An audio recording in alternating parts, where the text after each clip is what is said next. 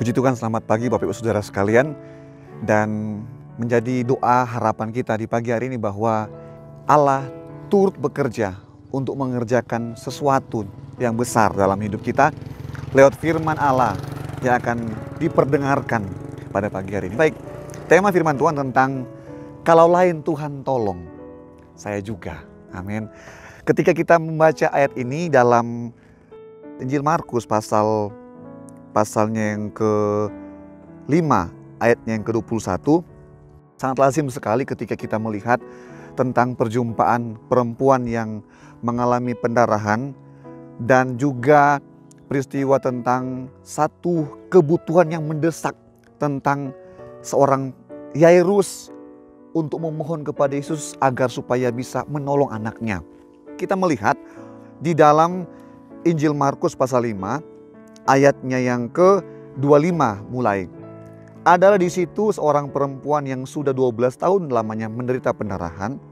Ia telah berulang-ulang diobati oleh berbagai tabib, sehingga telah dihabiskannya semua yang ada padanya, namun sama sekali tidak ada faedahnya.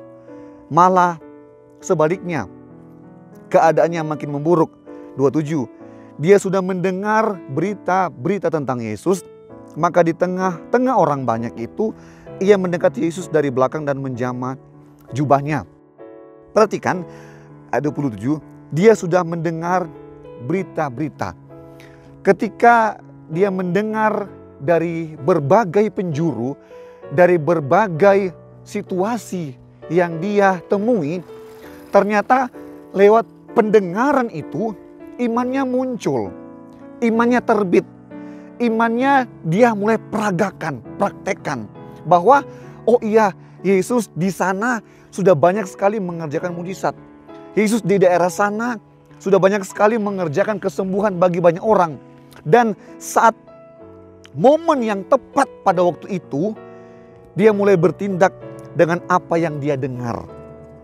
Dia tidak memperkatakan, dia tidak mempraktekkan hal-hal negatif, tetapi yang dia kerjakan adalah dia percaya bahwa sekalipun pada waktu itu dia belum melihat, dia belum merasakan mujizat, tapi ketika dia percaya di tempat lain Tuhan kerjakan berbagai-bagai peristiwa mujizat, maka di tempat itu, di saat itu dia tahu, dia mengerti bahwa asal ku nyamah saja ujung jubah Yesus, aku pasti sembuh.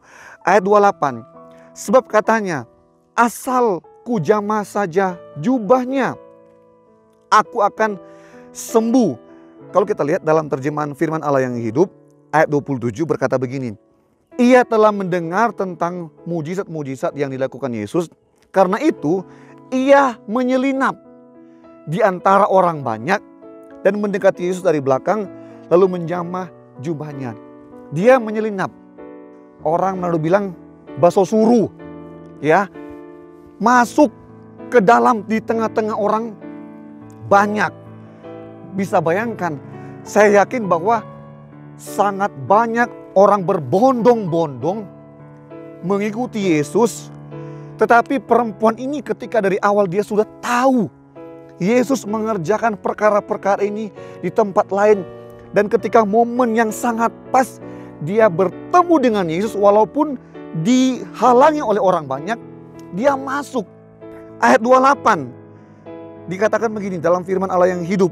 Wanita itu berpikir dalam hatinya, kalau aku dapat menjamah pakaiannya saja, aku akan sembuh. Wow, kalau aku dapat menjamah pakaiannya saja, jubah Yesus saja, dia sembuh.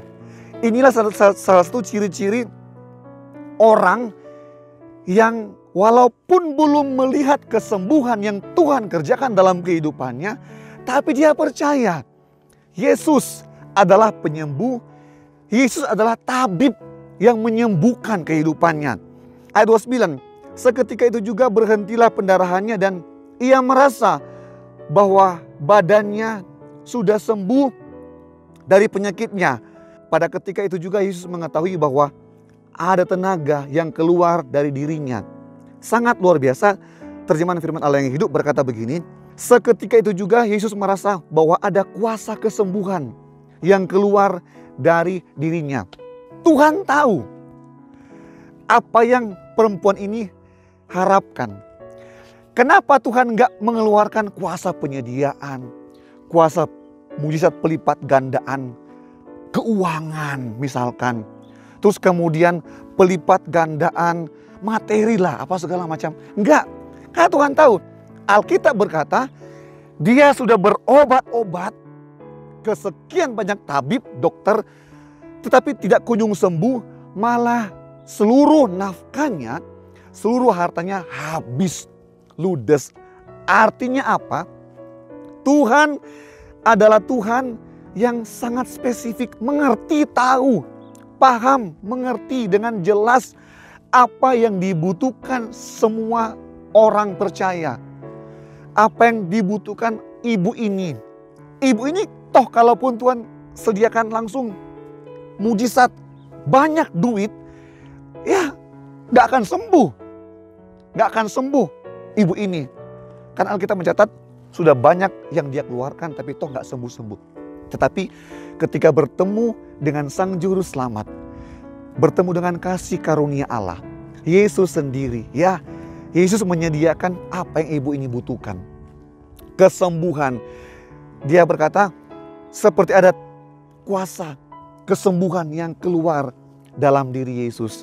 Di pagi hari ini, Bapak Ibu sekalian, kalau orang lain Tuhan tolong, imani saja. Engkau pun yang sementara menyaksikan tayangan ini, Tuhan pasti tolong. Dalam kondisi apapun saudara di hari-hari ini, ya jangan berkata itu kan di masa Yesus 2000 tahun yang lalu. Sekarang beda. Yesus memang sekarang nggak bisa kita lihat secara mata jasmani. Tapi ingat, dia adalah Allah yang maha hadir. Allah yang maha tahu. Allah yang bisa mengerjakan perkara-perkaranya melampaui jarak, ruang, dan waktu. Di hari ini, di pagi hari ini pun, Yesus mau berkata, aku tersedia buat engkau. Terimalah kesembuhan dariku, terimalah penyediaan dariku. Menurut apa yang engkau butuhkan, aku sediakan. Tuhan mau kerjakan bagiannya Tuhan dalam kehidupan kita. Asal percaya saja. Kalau orang lain Tuhan tolong, sekarang pun engkau Tuhan tolong. Amin firman Tuhan. Mari kita berdoa dan kita mau sepakat bahwa Yesus tidak pernah gagal dalam rencananya untuk memenuhi kebutuhan kehidupan kita. Kami bersyukur Tuhan Yesus buat kebaikan kemurahan Tuhan, firman Allah sudah engkau nyatakan dalam kehidupan kami. Karena kami tahu Tuhan Yesus, kalau orang lain Tuhan tolong, kami pun yang saat ini mungkin sementara menjerit, sementara menanti-nantikan pertolongan Tuhan, di dalam nama Yesus kami pun ditolong oleh Tuhan.